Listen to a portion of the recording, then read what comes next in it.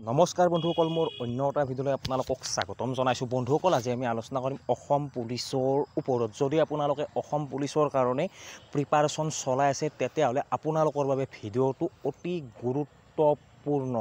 আপোনালোকক PRC document বা আপোনালোকক ডমিচিয়েল এতিয়াই লাগিব নেকি? কাৰণ CM ছাৰে উল্লেখ কৰিছে, প্ৰায় সংখ্যকে সুধি আছে, যদি আপোনালোকে বনোৱা নাই আপোনালোকে ফিজিকেল দিব নেপাব নেকি?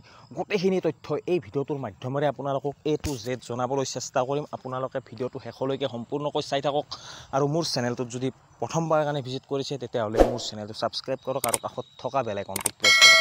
চাওক বন্ধুসকল, CM ছাৰে বিধানসভাত এইটো কথা উল্লেখ কৰিছে যে 90% PRC আৰু ডমিচিয়েল লাগিব। 90%ক লাগিবই, CM ছাৰে উল্লেখ কৰিছে, আৰু 10%ক নেলাগে। মানে 10% কিহৰ কথা কৈছে CM ছাৰে? যোনসকল বাহিৰৰ লোক অসমত বসবাস কৰি আছে, তেওঁলোকে অসমতেই ডাঙৰ দীঘল হৈছে, অসমতে শিক্ষা গ্ৰহণ কৰিছে, তেওঁলোকৰ কথাহে 10%ত উল্লেখ কৰা হৈছে। 90% কিন্তু আমাৰ থলুৱা অসমীয়াৰ কথা উল্লেখ কৰিছে। আৰু যিহেতু বহুত সংখ্যক ল'ৰা ছোৱালী ফ্ৰডকৈ আমাৰ অসমৰ পদসমূহত চাকৰি লৈ আছে, তাৰ বাবে এই ডিচিশ্যনটো CM ছাৰে লৈছে। এতিয়া এই ডিচিশ্যনটো বৰ্তমান চলি থকা ৰিক্ৰুইটমেণ্টৰ অসম পুলিচত ধাৰ্য হ'ব নেকি?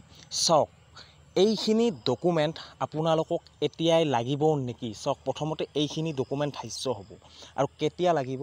এইসমূহ ডকুমেণ্ট আপোনালোকৰ লাগিব ফিজিকেলৰ শেষ হোৱাৰ পিছত, আপোনালোকৰ ভাইভা শেষ হোৱাৰ পিছত, ৰিটাৰ্ণ এক্সাম শেষ হোৱাৰ পিছত এই ডকুমেণ্টসমূহ আপোনালোকক প্ৰয়োজন হ'ব।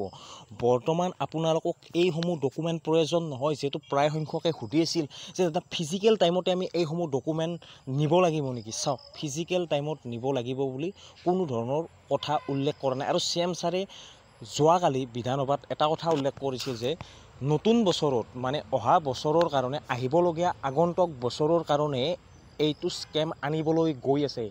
আপোনালোকে ভালদৰে চালে গোটেই কথাখিনি বুজি পাব। অহা বছৰৰ কাৰণে এইটো ভালদৰে কৰিবলৈ গৈ আছে। এইবাৰ আপোনালোকক লাগিব, কিন্তু আপোনালোকৰ ভাইভা মৌখিক শেষ হোৱাৰ পিছতহে আপোনালোকক এই ডকুমেণ্টসমূহ প্ৰয়োজন হ'ব। আপোনালোকে এইটো কথা ভালদৰে জানি লওক। আপোনালোকক ফিজিকেল টাইমতে হওক বা ৰিটেন এক্সাম টাইমতে হওক এই ডকুমেণ্টৰ প্ৰয়োজন নহয়।